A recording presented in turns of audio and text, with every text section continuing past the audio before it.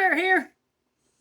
Today we're going to talk about pets Evil Arts Conservative has had for Suki's memorial. We miss you, Suki!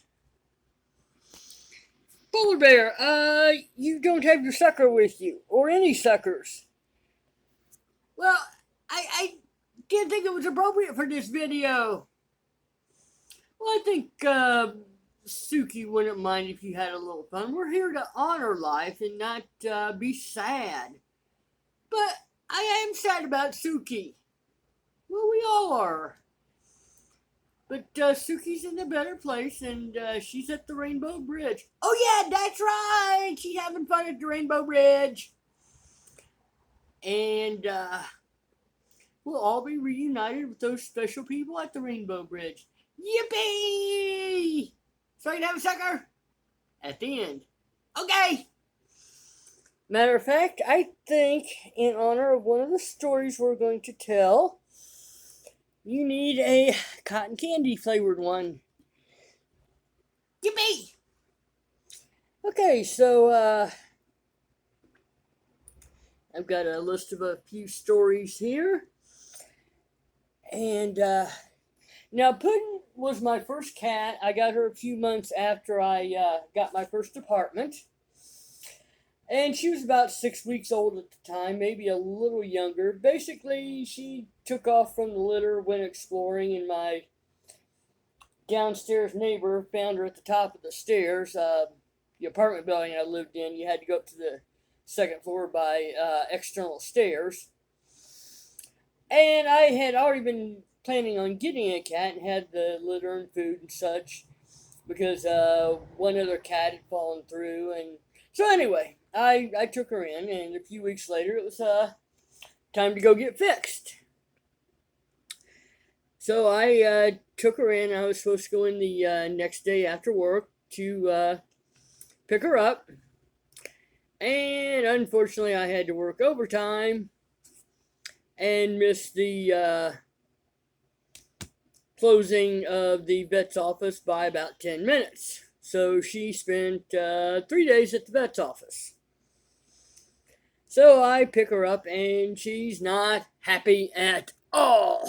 And let me tell you, Puddin' had attitude. And, you know, here's this little fluff ball, all of about 2 pounds. And it was all attitude. But she did love me. And so anyway, it was probably 2-3 miles to get home, all highway, but it was through the town of Plainfield, so there was a couple of traffic stops. So let's say a 10-minute drive. And about halfway home, I smell something. And it's pretty ripe, let's say. Yeah, she took a great big dookie on the floorboard on the passenger side to let me know she was not happy.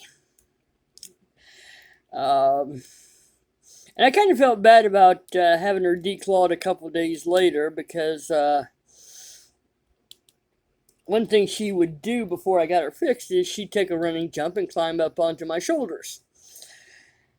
And so she takes this running jump, gets about halfway up, realizes she doesn't have any front claws, and she goes tumbling across the room. And I laughed at her. So, yeah, I'd forgotten about that. Now, Violet was my first dog, and I got her about a month after I bought my house. And she was a Rottweiler Husky mix, they thought, who'd been taken in by a rescue organization. She had been left in an apartment with her new puppies, and she was pretty skinny when I got her, even though she had put on some pounds since she'd been in foster care. But her the last of her 9 puppies had been adopted the week before, and they said that she seemed to know that she was going to her forever home. So I'd had her for a few years at this point, and I'd gotten home from work, let her out into the backyard, and my neighbor was outside her yard, so I went through the gate and into my driveway. We were talking, and oh, I don't know how long we've been talking, probably a half hour. And next thing I know, Violet has climbed up over the fence. And she was a very, very good dog. She didn't do naughty things. Well, I realized the back of her, let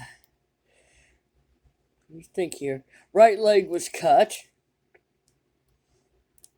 Or was it her left? No, I think yeah, it was her right. Um, and she had, instead of barking at me and causing a fuss, she climbed over the fence to let me know she needed some help.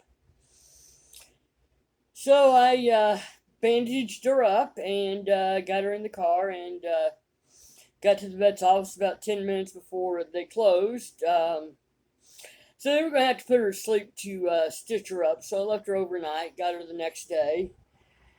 And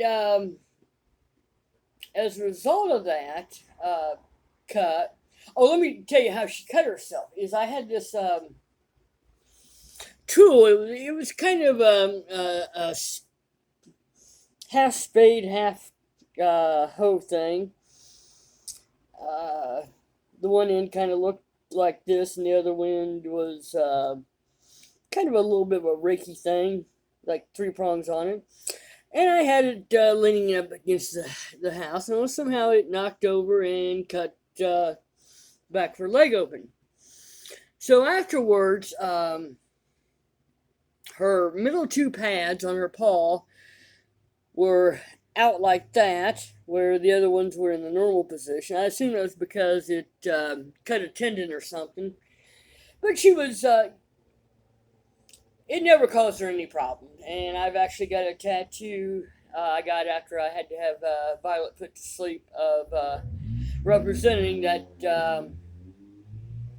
damaged paw. Okay, the mystery of mystery. Mystery was a cat. And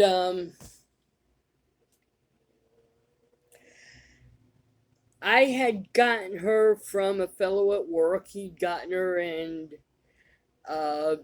decided after a few weeks didn't want her. I don't remember why, but so he brought her in, and I kept her at work the rest of the day, and then took her home and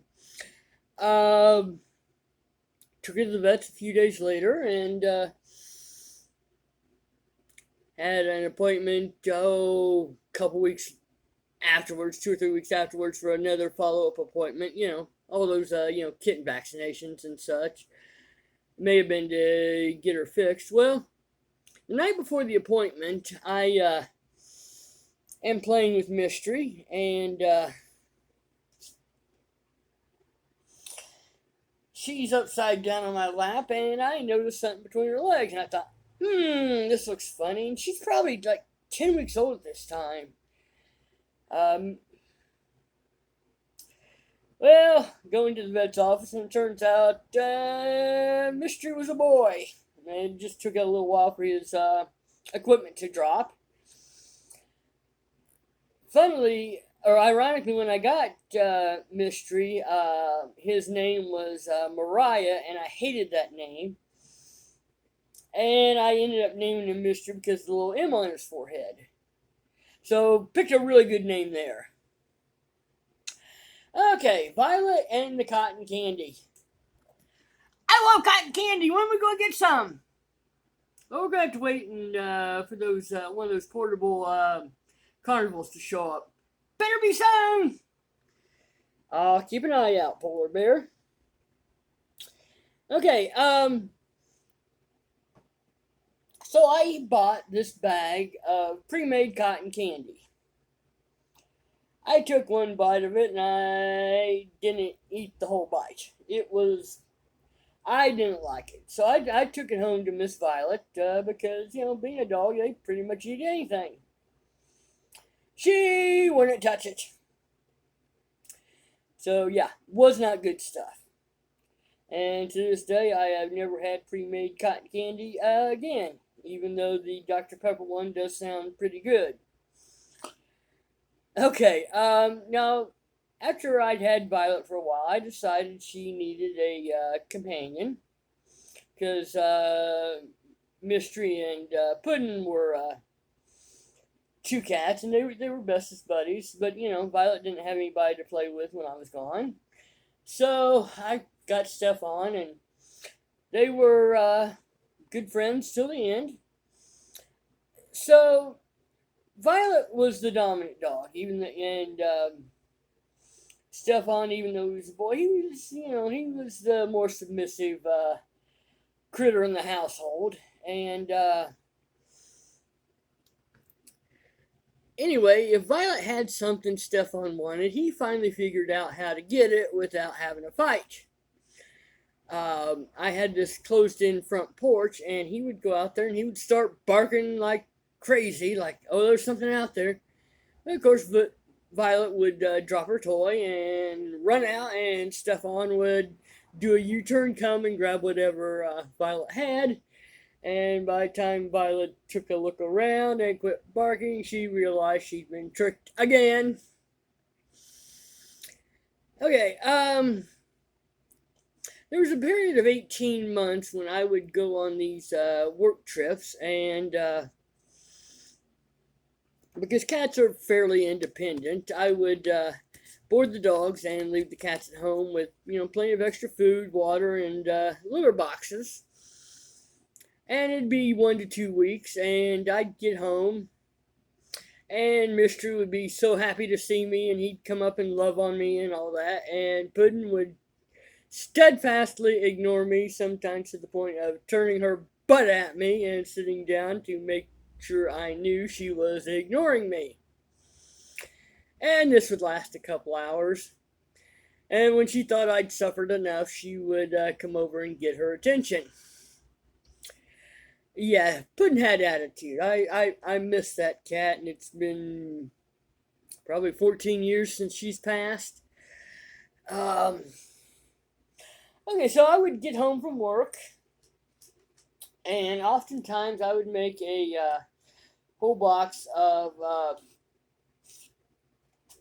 Velveeta cheese or Kraft macaroni and cheese, something with the pre-made cheese mix a lot of times, and I would dump it all in a bowl and go sit in the recliner and watch TV and eat. And of course, the dogs would sit around the recliner knowing that they got the leftovers. And they would wait very, very patiently. And the minute I slowed down one day, Violet barked, Stefan barked. It's like, yeah, they knew it was about time for them to get their treat, and they were letting me know, you're done, Mom, hand it over. So I would hand it over, and they'd be quite happy. Okay, my last story is putting in the laundry bag. And I wish I still had that picture. As most of you know, I've lost everything several times, and that's one of the things I've lost in the shuffle of my life. But yeah, my first apartment where I got Puddin at, you'd come in, and there was a hallway, and on the immediate left was a small bathroom. And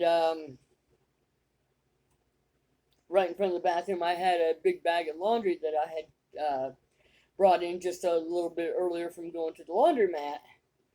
And Puddin had gotten in there, and this was like a 50-gallon bag.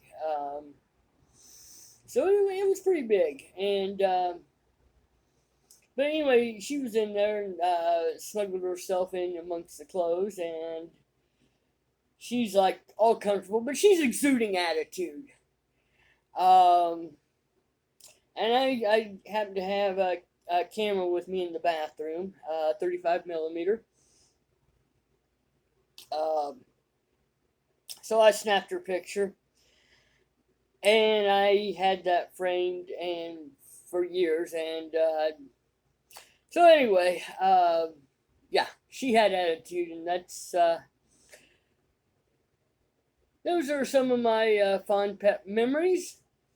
And the lock I was picking was a gift from Suki and Chris. It was one of the first locks I got.